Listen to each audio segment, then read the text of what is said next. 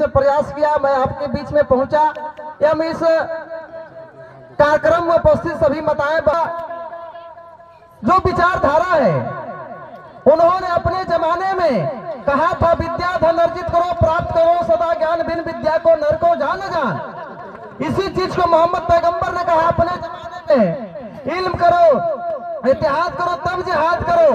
उसी चीज को बाबा साहब डॉक्टर बी आर अम्बेडकर साहब ने कहा शिक्षित करो, संगठित करो, तब संघर्ष करो। साथियों, संत रविदास महाराज जी क्रांतिकारी विचारक संत थे।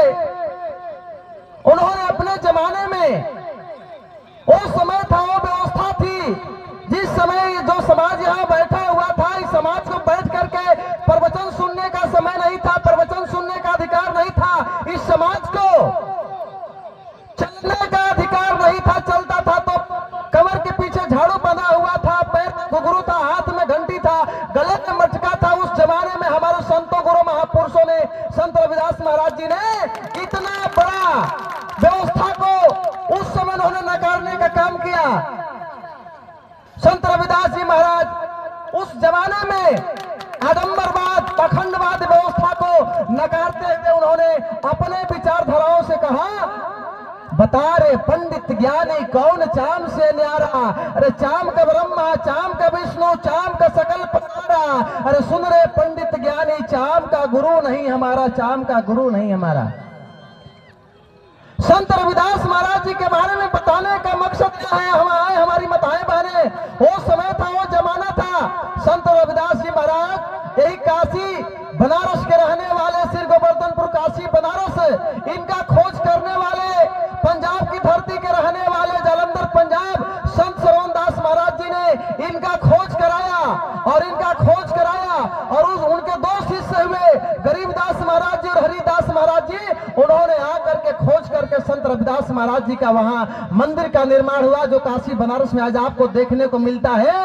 संत रविदास जी महाराज अपने जमाने में और अपने समय में उन्होंने जो करारा जवाब दिया, ऐसा ही आकर के संत रविदास महाराज जी से आकर के पोथी पंगा वाला एक गुरु गोरखनाथ ने कहा, अरे रविदासा तुम कब का बैरागी, रविदासा तुम कब का बैरागी। रविदास महाराज जी ने कहा, उस जमाने में कहा, अरे गोरखनाथ, अरे ढूंढ मही का मेला, नाही नाही गुरु नहीं चेला। मैं इस बात को इसलिए कहना चाहता हूं कि आज रविदास महाराज जी का आप लोगों ने मूर्ति का स्थापना किया है। मैं और भी बात बोलता, लेकिन हम लोगों के बीच में सांसद महोदय है, उनको भी कहीं और निकलना होगा। मैं बताना चाहता हूं, उस समय जब उन्होंने ऐसा गोरखनाथ ने सवाल किया, तो गुरु रविदास महाराज जी ने कहा, है गोरखनाथ ढूंढ वही का मेला, नाही नाही गुरु नहीं चेला। अरे नाही जगत पसारन वाला मैं परम पुरुष अकेला, अरे टोपी वाला ब्रह्मा नाही, टीका वाला विष्णु, और शिव शक्ति का जन्मो नाही, तबे जो गम सिखा, तबे जो गम सिखा।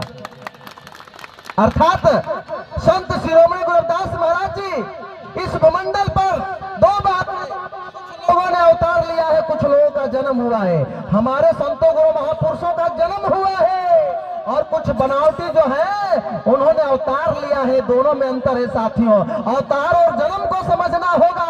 अवतार किसने लिया है और जन्म किसने लिया है? जिसने जन्म लिया है उसकी जीवनी लिखी गई है, और जिसने अवतार लिया है उसका कोई इतिहास नहीं है। झूठ मूठ का इतिहास बना करके इस 6743 जातियां बना करके, 47,100 उपजातियां बना करके इस समाज को विखंडन कर दिया गया, और वो समाज को विखंडन करके उन मनुवादी व्यवस्था के लोगों ने इस समाज को बांटने का काम किया। और समाज जो बंट गया, इस समाज को ऐसा बांट दिया कि समाज न गोलबंद होगा, न एकता में रहेगा, न कभी राज करेगा। जिस व्यवस्था को हमारे संत रविदास महाराज जी ने अपने जमाने में कहा था, ऐसा चाहूं राज में जहां मिले सबन को अन्न, छोट बड़े समसम बसे, तब गुरु रविदास रहे प्रसन्न, तब गुरु रविदास रहे प्रसन्न। उस व्यवस्था को कायम करने के लिए बाबा साहब डॉक्टर बी आर अम्बेडकर साहब ने संविधान देकर के इस देश के लोगों को समानता का दर्जा देने का काम किया। साथियों, जगत गुरु रविदास महाराज जी, जगत गुरु रविदास महाराज जी ने जो अपने समय में उन्होंने जो करारा जवाब दिया, उस जवाब के चलते इस देश के ही नहीं, सजना सेन कसाई तूका घाना घासी, इतना ही नहीं, राजस्थान के राजघराने की बेटी मीराबाई भी गुरु रविदास महाराज जी का शिष्या बन गई। ऐसी लागी लगन मीरा हो गई मगन, गली गली हरि गुण गाने लगी, गली गली हरि गुण गाने लगी। आए हमारी माताएं बहने, आज आप लोग जो शिव चर्चा और तमाम चर्चा में जाती हो, अगर कल्याण अगर आप अपना चाहती हैं, अपने समाज का कल्याण चाहती हैं, तो आप भीम चर्चा करिए, रविदास चर्चा करिए, बुद्ध चर्चा करिए, अपने महापुरुषों के बारे में विचारधाराओं का प्रदान करिए, तब जाकर के हमारे समाज का सामाजिक कल्याण हो सकता है। हमारे संतों गुरुओं महापुरुषों ने कहा है, आए हमारे समाज के लोग, जब आप सामाजिक परिवर्तन चाहते हो, आप अपने संतों गुरुओं महापुरुषों को पढ़ो, उनको अध्ययन करो। हमारे रविदास महाराज जी ने जितना करारा जवाब उस समय दिया, आज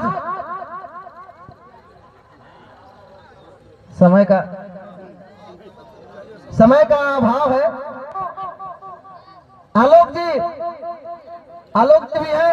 साथियों, अगर कुछ जानना है तो जानने वाले लोगों के लिए कुछ समय तो देना पड़ता है, नहीं तो जयंती मनाना हर गांव में जयंती मन रही है। जयंती मना लेना, आज मना लेना, कल उनके विचारधारा पर चलना ही नहीं। उस जयंती मनाने से कोई फायदा नहीं है। यहाँ जितने लोग बैठे हुए हैं, मैं समझ रहा हूँ कि इतने लोग समझदार हैं। अगर इतने लोगों ने लग करके अगर यहाँ व्यवस्था नहीं किया होता, तो आज यहाँ माननीय सांसद महोदय तमाम लोग आपके बीच में नहीं होते। जी, निश्चित तौर पर आपने बुलाया है कुछ जानने के लिए, तो जानना जरूरी है। संत रविदास महाराज जी की जीवनी से लेकर के उनके इतिहास को जानने के लिए मैं बताना चाहता हूँ। साथियों, सूरज को दिखाना आपके लिए समय 30 मिनट है।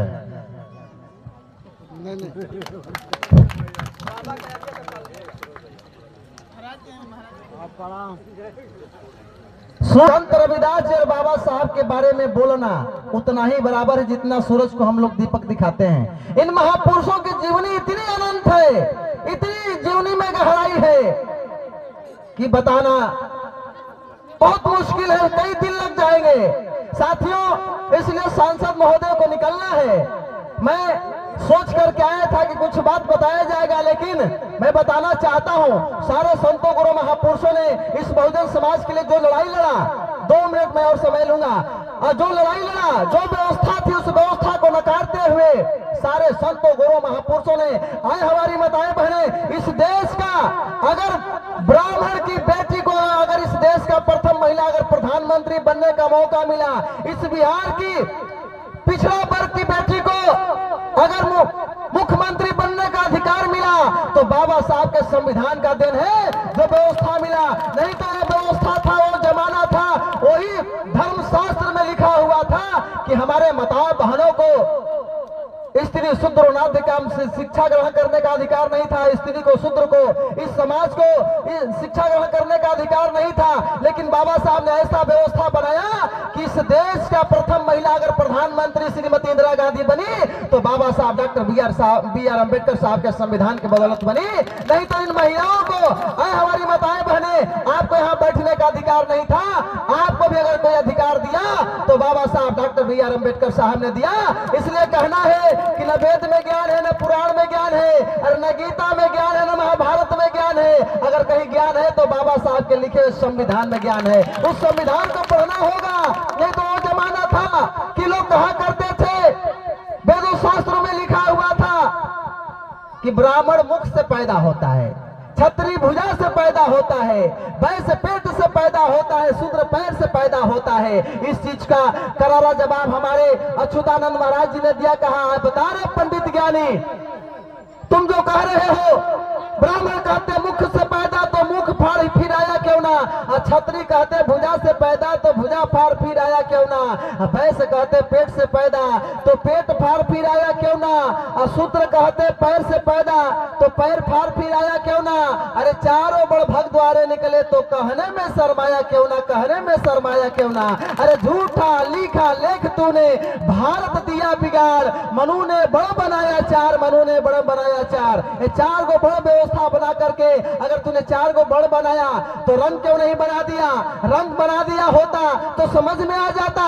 ऐसा व्यवस्था बना करके इस समाज को बांटने का काम किया गया साथियों, और समाज को बांट करके आज कह रहा है इस समाज को कि दे दो राम, समाज कह रहा है कि दे दो राम, दिला दो राम, देने वाला सीताराम। अरे सीताराम नहीं कुछ दे सकता है, अगर दे सकता है तो बाबा साहब के संविधान के मानने वाले लोग दे सकते हैं और बाबा साहब का संविधान दे सकता है, दूसरा कोई कुछ नहीं कर सकता है। वैसे व्यवस्था को आपको नकारना होगा और आपने जो नकारा, आज है ऐतिहासिक आप लोगों ने काम किया, इस काम के लिए हम सब लोग आपका सराहना करते हैं और ऐसे अनवरत काम होना चाहिए और एक से एक लोगों को बुलवा करके निश्चित तौर पर संत गुरु महापुरुषों के विचारों को का अनुसरण करना चाहिए। साथियों, समय का अभाव है, मैं अपना सारा